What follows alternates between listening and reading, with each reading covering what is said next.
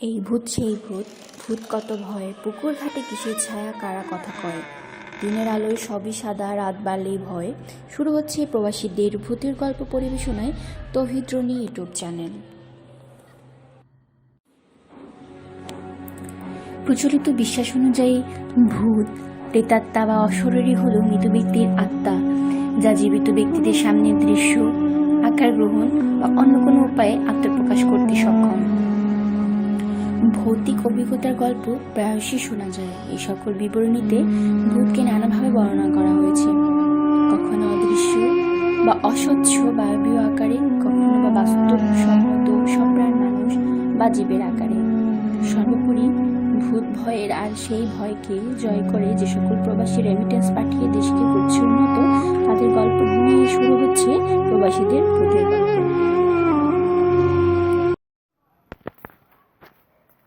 SSC পরীক্ষা শেষ, কি করব ভেবে পাচ্ছিলাম না। একদিন আম্মা বলল, চল সইয়ের বাড়ি থেকে বেরিয়ে আসি। আমি, আম্মা, বদরুল, হাদিম আম্মা সবাই মিলে কিশোরগঞ্জের পাকুন্দিয়া আম্মার সইয়ের বাড়িতে বেড়াতে গেলাম। হই হই রই রই করে দিনগুলো খুব ভালোই কাটছে।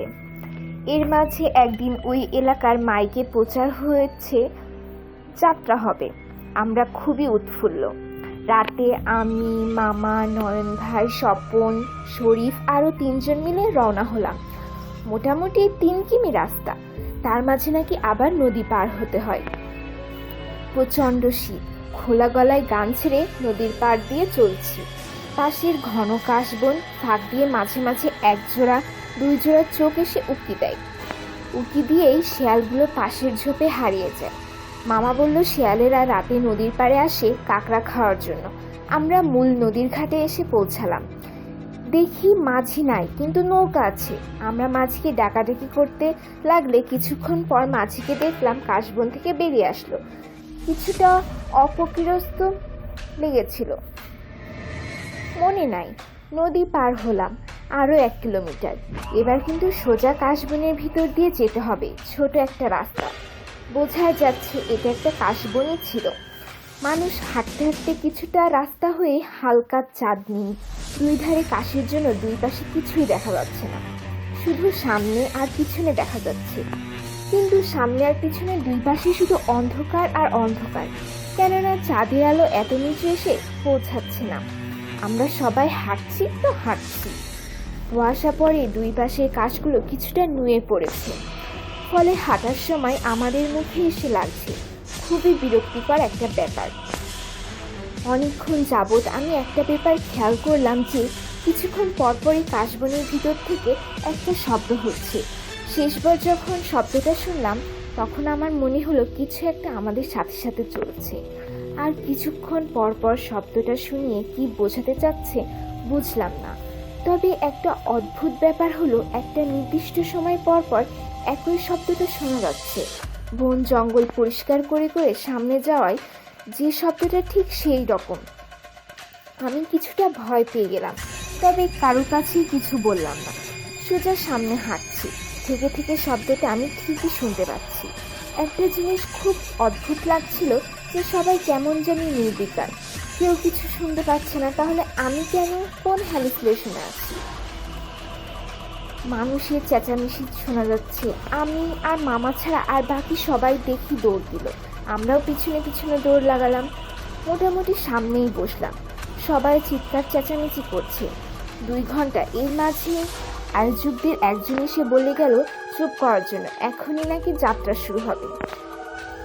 5 থেকে 10 সেকেন্ড চুপ ছিল, আবার চিল্লাচিল্লি। এবার স্থানীয় চেয়ারম্যানের অনুরোধ, সবাই চুপ। নুপুরের আওয়াজ শোনা যাচ্ছে, বাদ্যযন্ত্র বেজে উঠল। নাচ শুরু হবে মনে হচ্ছে। সে কি নাচ! নাচের তালে তালে দর্শকরা সবাই উন্মাতাল। মামার দিকে তাকিয়ে দেখি বসে বসে লাফাচ্ছে। মামা আমার দিকে তাকিয়ে কিছুটা লজ্জা পেল। কেউ কেউ আবার টাকাও ছুঁড়ে মারছে। নৃত্যশিল্পী টাকা কুড়িয়ে ব্লাউজের ফাঁক দিয়ে বুকে রাখছে, আবার গা থেকে ধীরে ধীরে কাপড় খুলে ফেলছে। মামাকে দেখি বসা থেকে দাঁড়িয়ে দাঁড়িয়ে লাফাচ্ছে। এদিকে দর্শক সারি থেকে এক লোক লাফ দিয়ে মঞ্চে উঠে নৃত্যশিল্পীর বুকে হাত দিল। শিল্পী কিছুটা বিব্রত বোঝাই যাচ্ছে।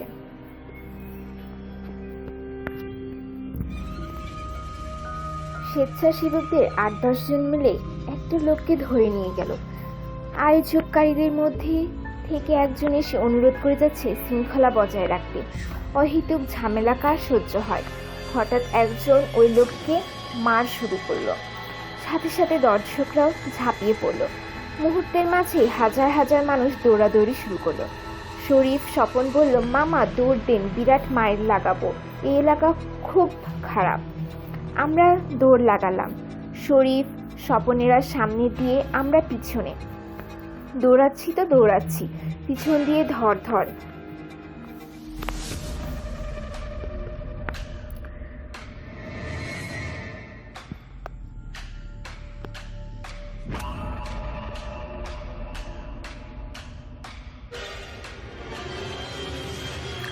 জয়লারে ছাইস না, মজিদটা কই, এরকম হাজারো চিৎকার কানে ভেসে আসছে।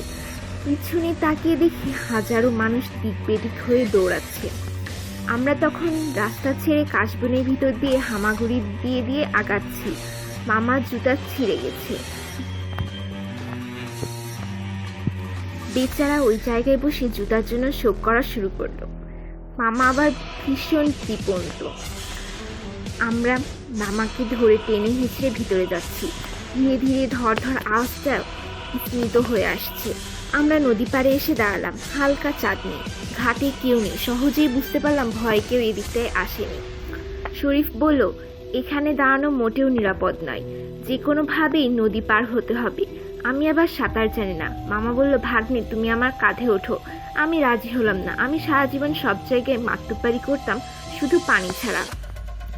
কেননা হাজার চেষ্টা করেও যে সাঁতারটা শিখতে পারলাম না। আমার সবসময় ভয় বেশি পানিতে গেলে, নিচ দিয়ে যদি কেউ টান দেয়। সবাই আমাকে অনেক বোঝানোর পরও রাজি হলাম না। সবাই নদীর পাড়ে দাঁড়িয়ে আছি।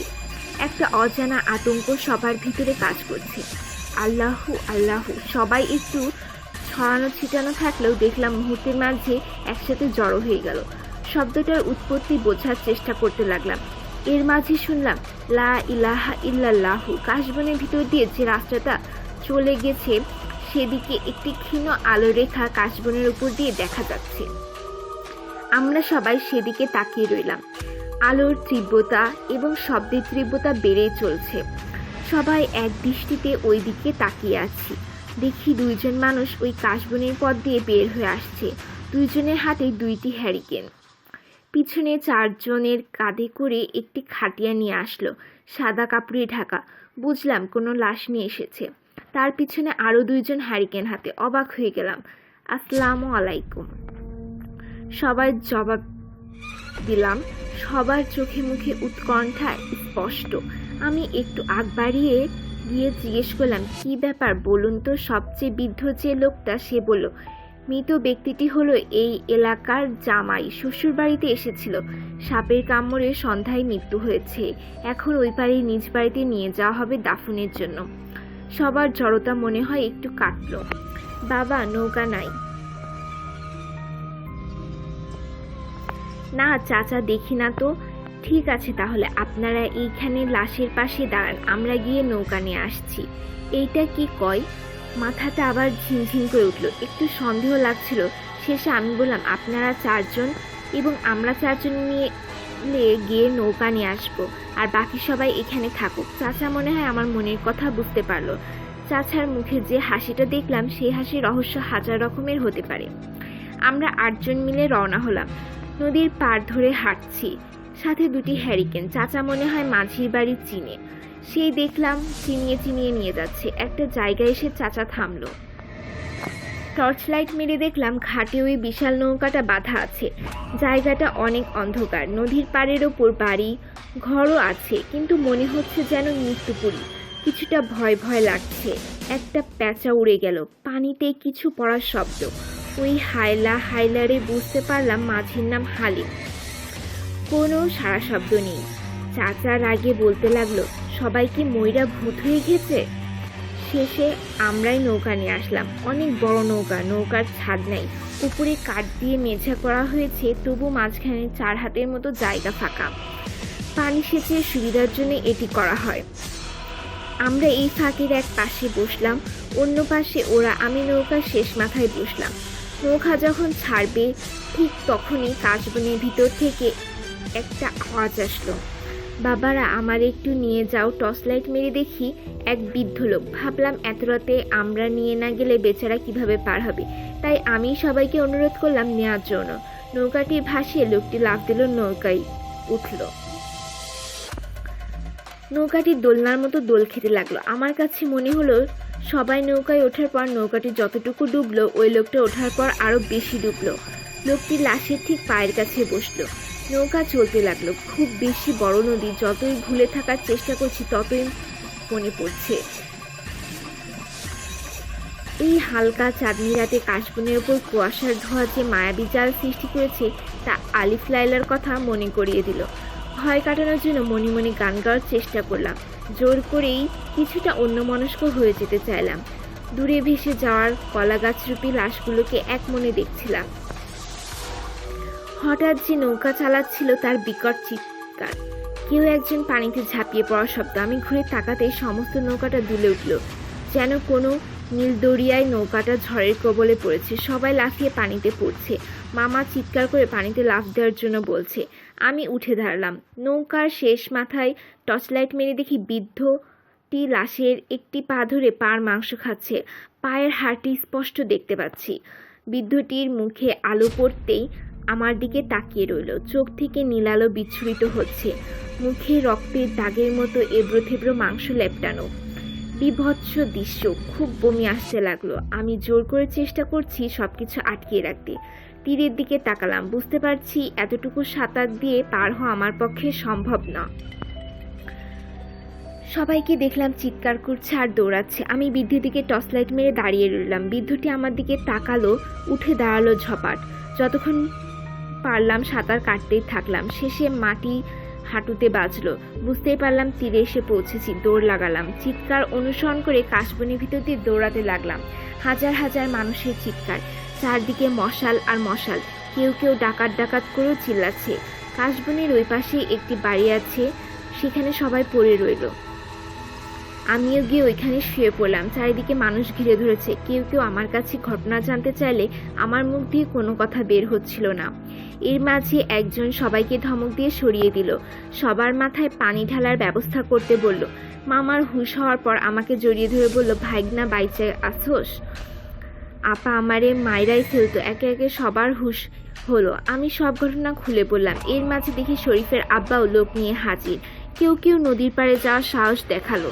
শেষে আমি সবাইকে নিয়ে নদীর পাড়ে গেলাম। নৌকা নাই, আমরা স্রোতের অনুকূলে হেঁটে যাচ্ছি। সবাই চিৎকার করে উঠল, এই যে নৌকা। দেখলাম শুধু কঙ্কালটা আছে। এর মাঝে একজন বলল, দেখি তো মাটিতে পায়ের দাগ আছে কিনা। আমরা নদী পাড়ে কোনো পায়ের দাগও পাইনি। শেষে ওই কঙ্কালটি মাটি দেওয়া হলো।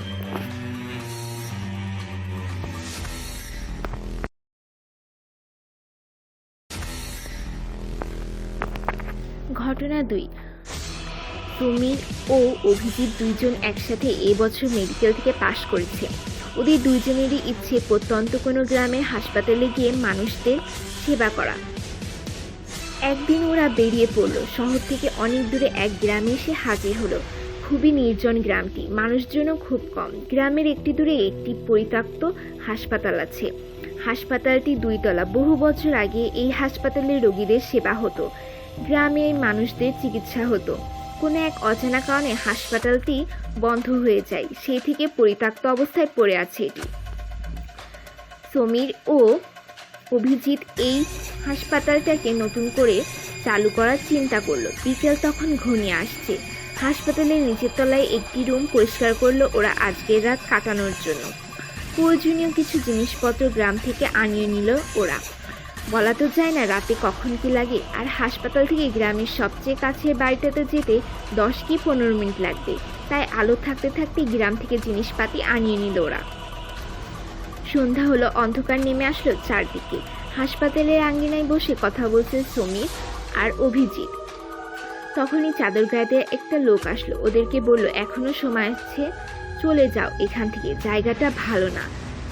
শিশির বলল, কাকুর আমরা ভয় পায় না, কোনো সমস্যা নেই, আপনিও চাইলে আমাদের সাথে থাকতে পারেন। কথা শুনে লোকটা চলে গেল। যাওয়ার সময় বিড়বিড় করে বলে গেল, কপালে দুঃখ আছে তোমাদের। আবারও আড্ডা শুরু করলো ওরা। হাসপাতালের 2 তলায় সবগুলো রুম তালা বন্ধ। অনেক পুরানো তালা জং ধরে গেছে। বিল্ডিংটাও খুব পুরানো, চুন সুরকি খসে পড়েছে। চাঁদের আলোয় আবছা আলো বিরাজ করছে চারদিকে। চাঁদের আলোয় হাসপাতালের অবয়বটাকে মনে হচ্ছে যেন তন্দ্রাচ্ছন্ন কোনো দৈত্য যে কোনো সময় জেগে উঠবে। হাসপাতালের পিছনের কাজগুলো হালকা বাতাসে নড়ছে। পাতাগুলো যেন ফিসফিস করে বলতে চাইছে, তোমরা চলে যাও এখান থেকে। আড্ডা মারতে মারতে কখন যে 11টা বেজে গেছে টেরই পেলাম না। ওরা খাবার খেয়ে শুয়ে পড়ল। সবেমাত্র ঘুম ধরেছে ওদের চোখে। এমন সময় ওপরতলা থেকে চিৎকার চেঁচামেচি আর মানুষের পায়ের আওয়াজ ভেসে আসতে লাগলো। অবাক হলো তারা। উপরের তলা সবকিছু আর সব রুমই তো তালা মারা, তাছাড়া আওয়াজ আসছে কি করে? হাতে লাইট নিয়ে সিঁড়ি বেয়ে ওপরে উঠলো ওরা। গিয়ে দেখলো সবগুলো রুমই খোলা। ভিতরে মোমবাতি আর হ্যারিকেন দিয়ে আলোর ব্যবস্থা করা হয়েছে।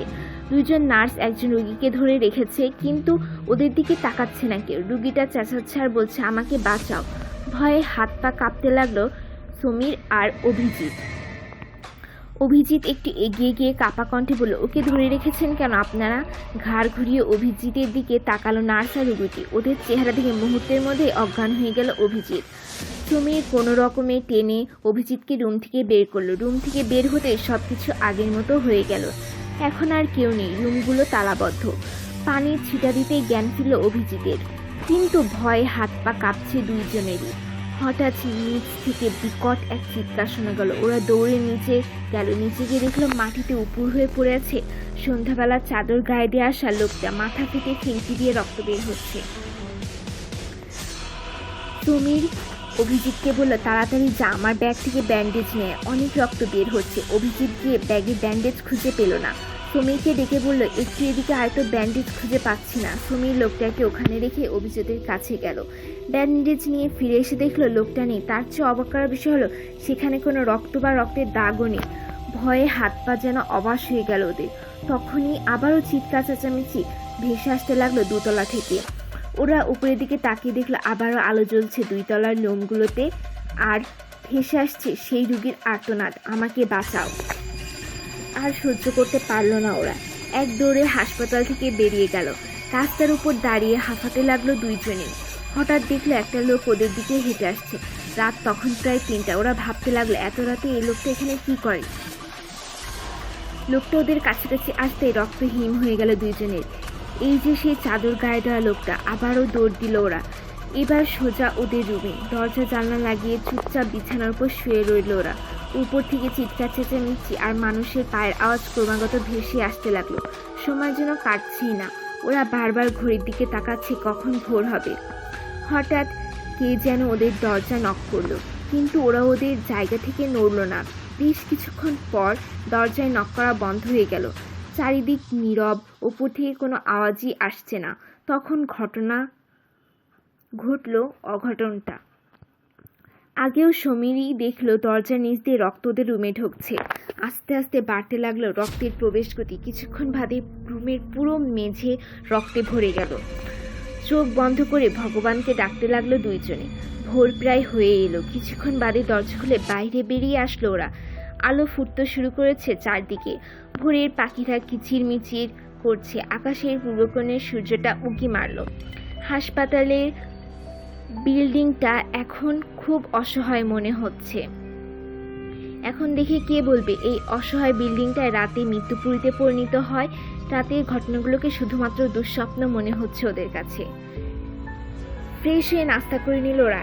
নাস্তা করতে করতে সমীর বলল, বুঝলি, আমার কাছে মনে হয় 2 তলায় কোনো রহস্য লুকিয়ে আছে, চল 2 তলায় গিয়ে একটু ঘুরে আসি। অভিজিৎ হ্যাঁ সম্মতি দিল।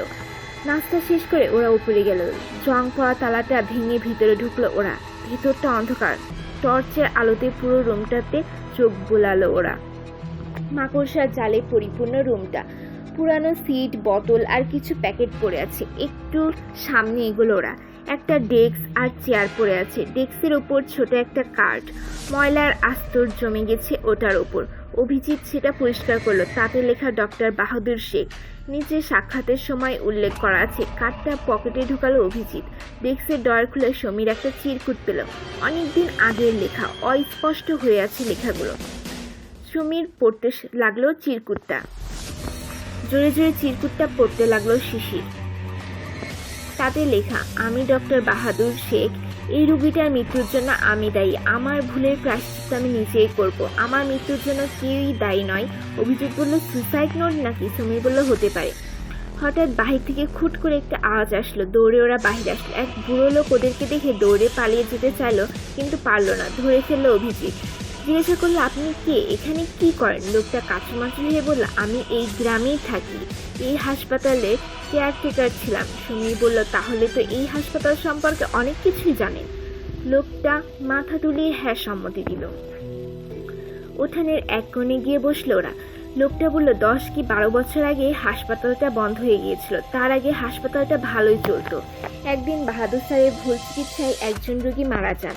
তখন গ্রামবাসীরা ডাক্তারকে মেরে ফেলার সিদ্ধান্ত নেয়, কিন্তু তার আগে বাহাদুর ডাক্তার আত্মহত্যা করেন।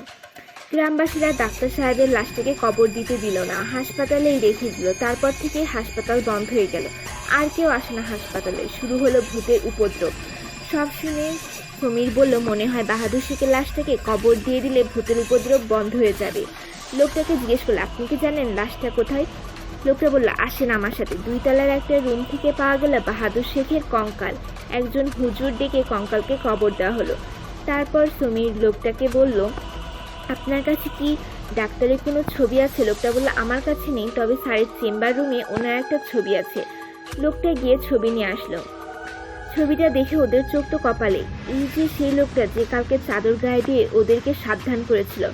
কয়েক মাস পরের কথা। হাসপাতালটাকে মেরামত করে নতুনভাবে সাজিয়ে সমীর আর অভিজিৎ রুগীদের চিকিৎসা করা শুরু করলো। এখন আর কোনো ভূতের উপদ্রব নেই। হাসপাতাল ভালোই চলছিল। একদিন বিকালে একজন মুমূর্ষু রোগী চিকিৎসার জন্য হাসপাতাল আসলো। লোকটাকে জরুরি ভিত্তিতে একটি ইঞ্জেকশন দেওয়ার দরকার, কিন্তু হাসপাতালে এই ইঞ্জেকশনটা নেই। আর এই ইঞ্জেকশনটা খুব দ্রুত দিতে না পারলে লোকটাকে বাঁচানো যাবে না। দুশ্চিন্তায় মাথা খারাপ হয়ে যাচ্ছিল সমীরের। হঠাৎ দেখলো ওর সামনেই পড়ে আছে ইঞ্জেকশনটা। সমীর তো অবাক, কোথা থেকে এটা আসলো। অভিজিৎকে ডাক দিল সমীর। অভিজিৎ অবাক। ইঞ্জেকশনটা দেখে চারিদিকে তাকাতে লাগলো ওরা। হঠাৎ দেখলো হাসপাতালের উঠানে এক কোণ দিয়ে প্রস্থান করছে চাদর গায়ে দেওয়া ডক্টর বাহাদুর শেখ।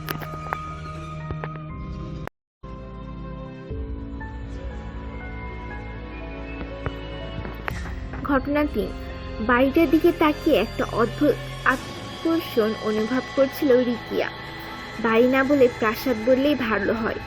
বিশাল উঁচু উঁচু গম্বুজের মতো খিলান উঠে গেছে দোতলার ছাদ পার করে। বড় বড় গড়া দেওয়া জানলার আধপোড়া কপাটের পিছনে না জানি কতই না বিস্ময় লুকিয়ে আছে। বড় সিংহ দরজার সামনে মাকড়সার ঝুলের চাদর, আর চারপাশের আধপোড়া দেওয়ালের আগাছা কার্নিশে বট অশ্বতার গাছ বলছে এই প্রাসাদের বহু যুগের সাক্ষী। সিঁড়ির ফাটলে সরীসৃপের আস্তানা, পা দিতেই ভয় লাগে। তবুও বাড়িটা ঘুরে দেখতে ইচ্ছা করছে রিকিয়ার। বাগানে আগাছার জঙ্গলের ফাঁকে ভাঙা ফোয়ারা, 2-1টা গ্রিক মর্মর মূর্তি মনে করায় একদা শৌখিন কোনো বড় জমিদার বা বাবুর প্রাসাদ ছিল এই ভগ্ন অট্টালিকা। কি দেখছিস তুই অমন করে? কতক্ষণ ধরে সবাই তোকে খুঁজছে জানিস? আরোহীর ডাকে সম্মিলিত ফিরল। বাড়িটার থেকে চোখ সরাতে পারে না রিকিয়া। এখানে এসে তোর কি হয়েছে? থেকে থেকে বারবার এই বাড়িটা দেখছিস ঘুরে ফিরে? সঞ্চারী বলে ওঠে। আরোহী, সঞ্চারী আর রিকিয়া কলেজে সবাই ওদের এক নামে চেনে। আসর বলে ডাকে ওদের সবাই। 3 জন ঘুরতে এসেছে সঞ্চারীর দেশের বাড়ি মেটেলিতে। মেটেলি বাজারের পিছনে চা বাগানের রাস্তায় এই বিশাল ভগ্নপ্রায় বাড়িটা চোখে পড়েছিল রিকিয়ার। সবুজ চা বাগানের গায়ে পরিত্যক্ত বাড়িটা আধপোড়া ধ্বংসস্তূপের ভিতর আগাছা আর সরীসৃপের বাসস্থান। সঞ্চারী বলে, এই বাগানের প্রাক্তন মালিক ছিল এক ইংরেজ সাহেব। তার বাড়ি ছিল আগুনে পুড়ে গেছিল বাড়িটা, শুনেছি। দাদু জানে পুরোটা। রাতে খাওয়ার পর সঞ্চারীর মামা বাড়ির ছাদে আড্ডা বসেছিল। ছাদ থেকে একটু দূরে চা বাগানের ঢালে কুয়াশার ঢাকা ওই বাড়িটা দেখা যাচ্ছিল। রিকিয়াকে অদ্ভুতভাবে টানছিল বাড়িটা। আরোহী আর সঞ্চারী বড় দাদুকে চেপে ধরেছিল ওই বাড়ির গল্প শোনানোর জন্য। রিকিয়ায় দেখেছিলেন অবনীমোহন। মেয়েটাকে খুব চেনা লাগছিল ওনার। হয়তো নাতনির সাথে ফটো দেখেছেন আগে কখনো। ওদের আবদারে বাড়িটার দিকে তাকিয়ে দীর্ঘশ্বাস ফেললেন অবনীমোহন। সঞ্চারীর বড় দাদু বলেন, আমার তখন সবে জ্ঞান হয়েছে, 15 বছর বয়স। ওই বাড়িতে দাও দাও করে জ্বলতে দেখেছিলাম। পরে ধীরে ধীরে জেনেছিলাম ওই ইংরেজ সাহেবের গল্প। ওই মেটালির যা প্রতিপত্তি তা শুরু হয়েছিল এইসব চা বাগানকে ঘিরে। একসময় ট্রেন চলত পাহাড়ের বুক চিরে, আজ সেসব অতীত। এই প্রাসাদোপম অট্টালিকায় থাকতো রবার্ট ফিলিপ, যে এই বাগানের মালিক ছিল। দেশ স্বাধীন হলেও সাহেব নিজের দেশে ফেরেননি, ব্যবসা করছিল এখানে। সাহেব ছিল বড্ড রাশভারী আর রাগী। ওনার পরিবেশ এ দেশে ছিল না। 3 জন ঠাকুর চাকর নিয়েই এত বড় বাড়িতে থাকতো সাহেব। লালমুখ সাহেব রাগী হলেও বাচ্চাদের ভালোবাসত, চকলেট দিতেও দেখতে পেল। এই অঞ্চলে প্রচুর নেপালি ও তিব্বতি কুলি চা বাগানে কাজ করত। মেয়েরা পাতা তুলত। ওধারের কুলি বস্তিতে মাঝে মধ্যে বাচ্চা হারিয়ে যাচ্ছিল। এই নিয়ে এলাকা গরম ছিল। বন্যপ্রাণীতে টেনে নেয়নি। দিনে দুপুরে হারিয়ে যাচ্ছিল শিশুরা। কয়েকটা বাচ্চার ক্ষতবিক্ষত দেহ পাওয়া গেছিল চা বাগানের নালায়। বাচ্চাদের বয়স সব 5 থেকে 10-12 ভিতর। 2-1টি দেহর গায়ে হিংস্র পশুর আঁচড় থাকলেও এ যে মানুষের কাজ বোঝাই যাচ্ছিল। কুলি বস্তির শেষ প্রান্তের কুর্তি নদীর ধারে টিলার ওপর থাকতো এক তিব্বতী মহিলা পেমা। ও নিজের ঘরে কি সব পূজা করত, টুকটাক তন্ত্রমন্ত্র জানত, লোকের অসুখ বিসুখ সারাতো। অনেকেই বলতো ও অপদেবতার উপাসক। লোকে ওকে ভয় পেত, তবু বিপদে পড়লে ছুটে যেত ওর কাছে। ওর এক পালিত মেয়ে ছিল মায়া। মেয়েটি নেপালিদের মতো ফর্সা, কিন্তু চোখ বড় বড়, নাক টিকালো, এক মাথা চুল। মেয়েটাকেও ও নাকি কুড়িয়ে পেয়েছিল নদীর ধারে। বাচ্চা অপহরণের পর কিছু লোক ওর কাছে গিয়েছিল। ও অনেক কিছুই বলতে পারতো ছক কেটে। সেবার ছক কেটে ও বলেছিল এক বিদেশি এর পেছনে রয়েছে। বাচ্চাদের ও তুলে নেয়। বিদেশি 2-4টে পরিবার এদিকে ছিল সে সময়। কিন্তু হঠাৎ ফিলিপের লোকেরা রটিয়ে দিল ওই প্রেমায় বাচ্চা অপহরণ করে ও তন্ত্র সাধনা করে। তাই বাচ্চাদের ধরে ওদের দেহের উপর অত্যাচার করে মেরে ফেলে প্রেমা। বাচ্চাদের দেহ ওর বাড়ির পিছনে নালায় পেতেই বস্তির লোকেরা খেপে উঠেছিল। ফিলিপ সবাইকেই বলেও মায়াকেও চুরি করে এনেছিল কোথা থেকে। এরপর এক অমাবস্যায় বাচ্চা চুরি হতেই সবাই মিলে প্রেমার বাড়ি হামলা করে। ওরা মা মেয়ে পালিয়ে যায় কোনোভাবেই, কিন্তু বাচ্চাদের কোথাও পাওয়া যায় না। ওদের বাড়িটা জ্বালিয়ে দেয় কুলিরা।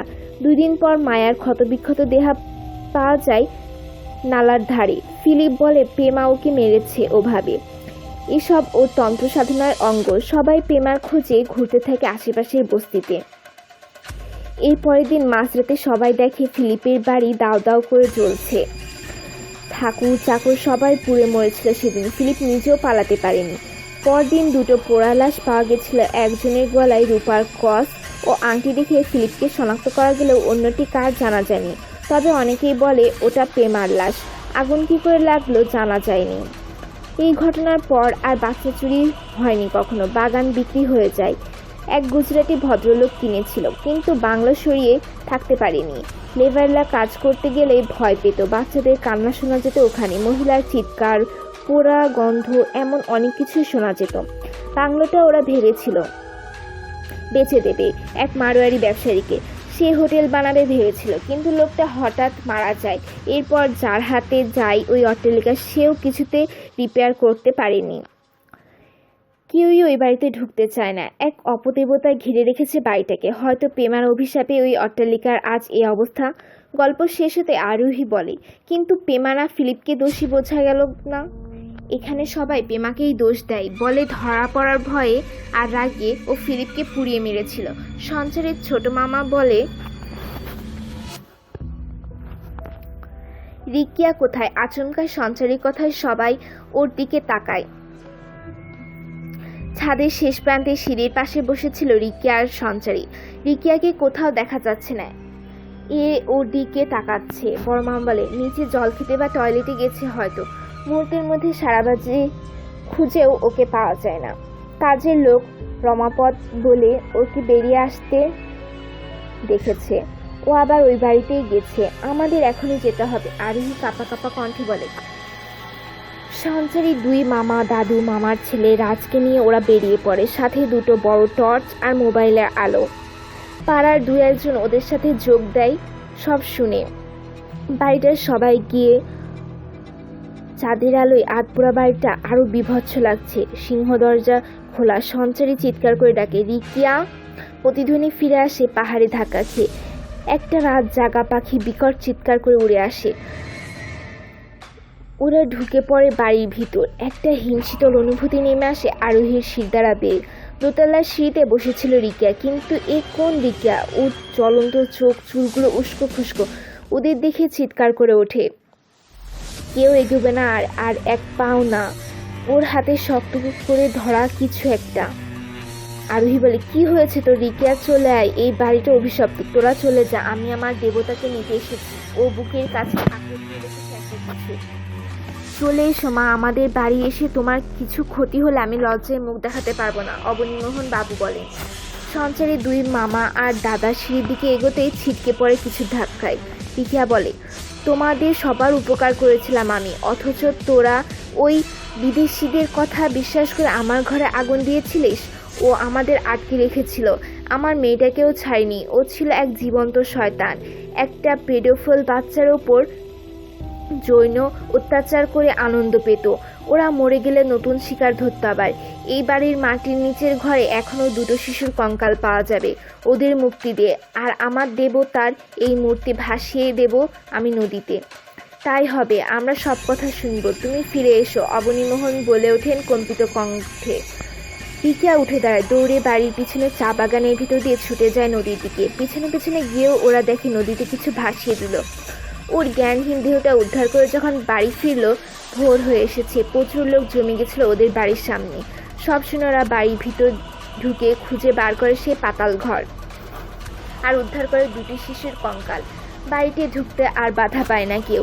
রিকিয়ার জ্ঞান ফিরলেও ও কেমন চুপচাপ হয়ে গিয়েছিল, হয়তো কিছুই মনে ছিল না। সঞ্চারী ও আরোহী ভেবে পাচ্ছিল না এত বছর পর প্রেমার আত্মা রিকিয়াকেই কেন বেছে নিল। তবে আর কোনো প্রশ্ন করেনি ওরা ওকে। ফেরার দিন অবনীমোহনকে ওরা জিজ্ঞেস করেছিল সে কথা। উনি আস্তে আস্তে বলেন, আসলে রিকিয়ার সাথে মায়ার চেহারার এক অদ্ভুত মিল ছিল। মায়ের মুখটা আমার মনে আছে এখনো। প্রথম দিন রিকিয়াকে দেখে খুব চেনা চেনা লেগেছিল। ওর কপালে বা দিকের লাজুক জলুলটা, ওটা যে মায়ারও ছিল। আমার মা নির্দোষ ছিল, ওই সন্তানটা আমাকেও শেষ করতে এসেছিল। মা দেবতাকে জাগিয়ে ওকে শেষ করে দিয়েছিল, কিন্তু নিজেকে নির্দোষ প্রমাণ করতে পারেনি, তাই আমাকে টেনে এনেছিল। হয়তো আমাদের দেবতা রয়ে গিয়েছিল ওখানে, আর ওই শিশুরাও মুক্তি চাইছিল। রিকিয়া এক দৃষ্টিতে তাকিয়ে থাকে দূরে সে বাড়িটার দিকে। কুয়াশা কেটে সকালের রোদ এসে পড়েছে পোড়া বাড়িটার গায়ে।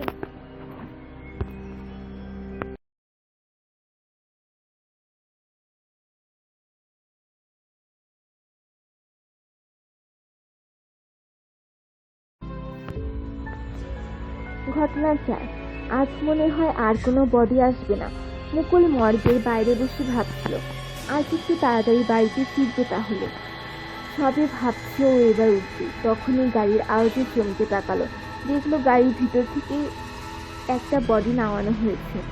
সামনে গিয়ে দেখলো একজন মহিলা। অন্ধকারে মুখটা ঠিক দেখতে পেল না মুকুল। শুনতে পেল সুইসাইড কেস। আজকে এত রাত্রিতে এমনিতেও বডি পড়ে থাকবে, ভিতরে ঢুকিয়ে দিতে বলল ও বডিটাকে। কাল সকালে যা হবার হবে। সব বন্ধ করে বেরিয়ে পড়ল ও। রাস্তায় যেতে যেতে মুকুল ভাবছিল, মানুষ যখন বেঁচে থাকে তখন তার কত যত্ন করা হয়, আর মরে গেলে সেই মানুষটাই হয়ে যায় একটা বডি, না তো লাশ। তখন আর কোনো মূল্য নেই। মুকুলের মনে আছে, ও যখন এই মর্গের দায়িত্বরত এক কর্মকর্তা হিসেবে চাকরিতে জয়েন করেছিল, তখন বাড়িতে সবাই প্রবল আপত্তি করেছিল। কেউ চাইছিল না ও লাশ কাটা ঘরে কাজ করুক। আসলে মর্গ বা লাশের ঘর সম্পর্কে সবার মনের মধ্যেই একটা অজানা ভয় কাজ করে। সত্যি বলতে কি, প্রথম মুকুল নিজেও খুব ভয় পেত। কত রকমের বডি যে এখানে আসে তার কোনো ঠিক নেই। কিছু কিছু বডি এত ভয়ঙ্কর হয়ে যায় দেখতে, গায়ে কাঁটা দিয়ে ওঠে। আর কি দুর্গন্ধ, সহ্য করা যায় না। আসলে সব তো অপঘাতে মৃত্যু, কি জন্য তা আনা হয় এখানে? এই তো ছিল সেদিন বিশ্বে দুটো ছেলে মেয়ে সুইসাইড করেছিল। ওদের বডি যখন এসেছিল এত দুর্গন্ধ বের হচ্ছিল, মুকুলের নাকে এখনো সেই গন্ধটা। আবার গাটা গুলিয়ে উঠলো আর মনে পড়ে প্রতিদিন 8 থেকে 10টা বডি আসে এখানে। তাদের পোস্টমর্টমের পর সেই বডি রক্ষণাবেক্ষণের দায়িত্ব মুকুলের। সেগুলোকে পোস্টমর্টমের পর ভালো করে পলিথিনে মুড়ে তার উপর কাপড় জড়িয়ে আলাদা আলাদা করে ঠান্ডা ঘরে রেখে দিতে বলে ও। তারপর বাড়ির লোকজন এসে শনাক্ত করে বডি নিয়ে যায়। কি জানে আজ লাস্ট ট্রেনটা পাবে কিনা। তাড়াতাড়ি পা চালিয়ে যেতে শুরু করলো। ঝির ঝির করে বৃষ্টি পড়ছে, আজ ছাতাটাও আনতে ভুলে গেছে। স্টেশনে এসে ভাগ্যক্রমে ট্রেনটা পেয়ে গেল ও। মনে মনে ভাবলো, যাক বাবা, বাঁচা গেল। পুরো ট্রেনে গুটি কত লোকজন আছে। মুকুল একটা সিটে টান টান হয়ে শুয়ে পড়ল। সারাদিন বসে বসে কোমরটা ধরে যায়। এখন আধা ঘন্টা নিশ্চিন্তে শুতে পারবো। চোখটা বন্ধ করে নেয় ও। এই যে শুনছেন, হঠাৎ একটা ঠান্ডা স্পর্শ দিয়ে ওর ঘুমটা ভেঙে গেল। চমকে উঠে বসে পড়ল। একজন মহিলা ঠিক ওর সামনে সিটে বসে আছে। চোখ কষলে ভালোভাবে দেখলো ও। না, ভুল না, সত্যি একজন মহিলা ডাকছে ওকে। এত রাতে ওই মহিলা একা, তাও আবার লাস্ট লোকালে। ব্যাপারটা ঠিক বোধগম্য হচ্ছে না। একটু ভয়ও পাচ্ছে ও। যদিও সারাদিন লাশের ঘরে থেকে থেকে ভূতের ভয় ওর নেই, কিন্তু মানুষের সঙ্গে তো সারাদিন কাটে ওর। কি ভাবছেন দাদা, এত রাত্রিতে আমি এভাবে একা কেন? আসলে কলকাতায় এসেছিলাম ডাক্তার দেখাতে। অপরিচিত জায়গা তো, সব খুঁজে দেখতে দেখতে অনেক সময় লেগে গিয়েছিল। আর অত কিছু জানি না, তাই ট্রেন ধরতেও এত দেরি হয়ে গেল। কিন্তু আপনি এভাবে একা কেন এত রাতে? কাউকে সঙ্গে আনেননি কেন? এত রাতে কোনো বিপদও তো হতে পারে আপনার। এবার মেয়েটার মুখটা বিমর্ষ লাগলো। আনমনা হয়ে বলল, বিপদ যা হবার তা তো হয়েই গেছে দাদা। জিজ্ঞেস করলো মুকুল, কি হয়েছে আপনার? মেয়েটি কথা ঘুরিয়ে দিয়ে বলল, আপনার বাড়ি কোথায়? জবাব দিল মুকুল, এই তো বীরশিবপুর। মেয়েটি বলল, বীরশিবপুরে তো আমারও বাপের বাড়ি। আর আপনি থাকেন কোথায়? মানে আপনার শ্বশুর বাড়ি কোথায়? মুকুল জিজ্ঞেস করলো ওকে।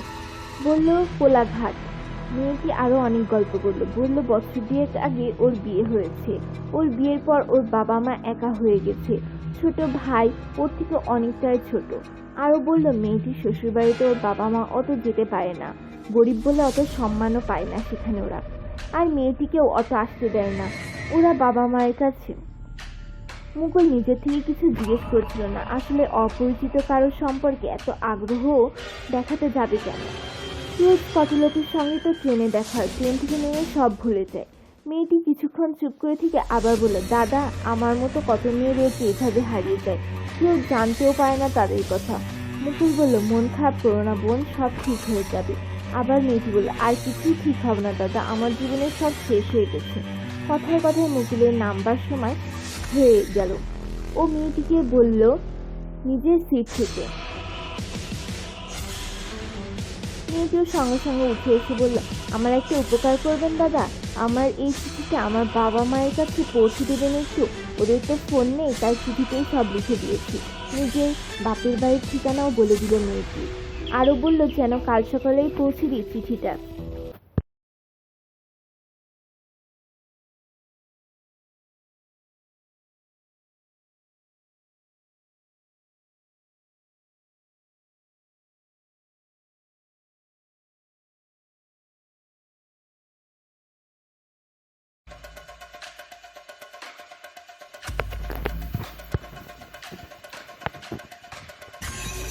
কেন জানে না মুকুল না বলতে পারলো না মেয়েটাকে। আর একই জায়গা, যখন ছোট জায়গায় একটু জিজ্ঞেস করলেই পেয়ে যাবে ওর বাবার বাড়ি। মুকুল মেয়েটিকে বলে নেমে গেল ট্রেন থেকে। রাস্তায় যেতে যেতে ভাবলো কখন লিখলো মেয়েটি চিঠিটা।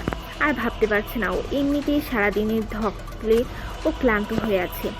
পরের দিন সকালে টেবিলে রাখা চিঠিটা নিয়ে মেয়েটি যে ঠিকানা বলে দিয়েছিল সেখানে পৌঁছে দিয়ে তারপর নিজের কাজে যাবে বলে ঠিক করলো মুকুল। খুব বেশি দূরে না মেয়েটির বাড়ি। দরজা খুললো ওর বাবা সম্ভবত। শীর্ণকায় চেহারা, পিছনে ওর মা আর ছোট ভাই ছিল। সবাইকে দেখেই মনে হয় খুব অভাবের মধ্যেই আছে ওরা। মুকুল বলল, আপনার মেয়ে বাবলি আপনাদের জন্য এই চিঠিটা দিয়েছে। কাল আমার সঙ্গে ও ট্রেনে দেখা হয়েছিল। আমার বাড়ি এখানে জেনে চিঠিটা আপনাদের দিতে বলেছে। মেয়ের কথায় ওর বাবা মায়ের চোখে জল চলে এলো। বলল, আমরা দুজনের চোখে কম দেখি বাবা, যদি তোমার হাতে 10 মিনিট টাইম থাকে তাহলে চিঠিটা একটু পড়ে দাও। মুকুলের ওখানে কাজও আছে, 4টা নতুন বডি এসেছে, সব পোস্টমর্টম হবে। ও না পৌঁছাতে পারলে তো হবেই না। তা সত্ত্বেও না করতে পারলো না। ও বাবলির বাবা আমাকে চিঠিটা হাতে নিয়ে পড়তে শুরু করলো। শীত চরণেষ্টু বাবা মা, তোমরা আমার প্রণাম নিও। তোমরা যখন এই চিঠিটা পাবে জানি না আমি ততক্ষণ বেঁচে থাকবো কিনা। আমার শ্বশুরবাড়ির লোকজন যখন জানতে পারলো আমি মা হতে চলেছি তখন ওরা তোমাদের কিছুতেই জানাতে দিল না। অনেক চেষ্টা করেও আমি তোমাদের জানাতে পারিনি এই খবরটা। ওরা জোর করে ডাক্তার দেখাতে গিয়ে আমার গর্ভে সন্তান ছেলে না মেয়ে তা পরীক্ষা করালো। আর যখন জানতে পারলো সেটি মেয়ের সন্তান তখন থেকে আমার জীবনে আরও দুর্বিষহ গড়ে তোলে ওরা। প্রথম ঘরতেই অনেক চেষ্টা করলো আমার গর্ভজাত সন্তানকে হত্যা করা। কখনো সাবান জল গুলে মেঝেতে ফেলে দিল, কখনো বা সিঁড়ি দিয়ে নামবার মুখে তেল জাতীয় কিছু ফেলে দিল, কিন্তু প্রতিবারই আমি আর আমার সন্তান বেঁচে যাই। এরপর ওরা আমাকে অ্যাবর্শনের জন্য বলে। আমি ওদের বলে দিই আমি বেঁচে থাকতে আমার সন্তানকে কাউকে মারতে দিব না। আমি শেষ পর্যন্ত ওরা আমাকে খাবারের সঙ্গে কোনো ভণ্ডতান্ত্রিকে দেওয়া ওষুধ মিশিয়ে খাইয়ে দেয়। রাত্রিবেলা আমি নিজের অঞ্চলতে সেই খাবার খেয়ে নিই। তারপর থেকে আমার শরীর খারাপ লাগতে শুরু করে। জানো মা, আমি যখন খাচ্ছিলাম নিজের সন্তানের জন্য, ওকে সুস্থ রাখবার জন্য, তখন শ্বশুরবাড়ির লোকজন এসে আমাকে সব কথা বলে, কিভাবে ওরা আমার সন্তানকে হত্যা করার চেষ্টা করেছে। সব শুনে আমার শরীর খারাপ করছিল। আমি দরজা বন্ধ করে দিই।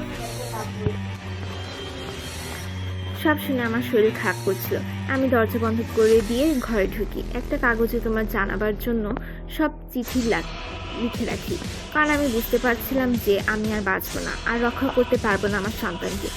চিঠিটা হাতের মুঠোয় বন্দি করে আমি চিরনিদ্রায় শায়িত হয়েছিলাম। চিঠিটা পড়তে পড়তে মুকুলের চোখে নিজের অজান্তে জ্বরে ভরে উঠেছিল।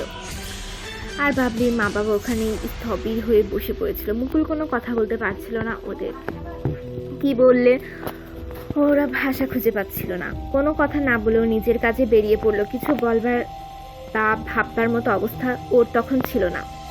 মর্গের বাইরে আজ বেশ ভিড়, অনেকগুলো বডি আছে। আজ টাইমও লাগবে। কাল রাতে যে বডিটা এসেছিল ওটার পোস্টমর্টম হবে। মুকুল একটা একটা করে বডি ছাড়ছে পোস্টমর্টমের জন্য। হয়ে গেল যথাস্থানে রাখবার ব্যবস্থা করছে। সব শেষে কাল রাতে যে বডিটা এসেছিল ওকে পোস্টমর্টমের টেবিলে তুলতে বললো।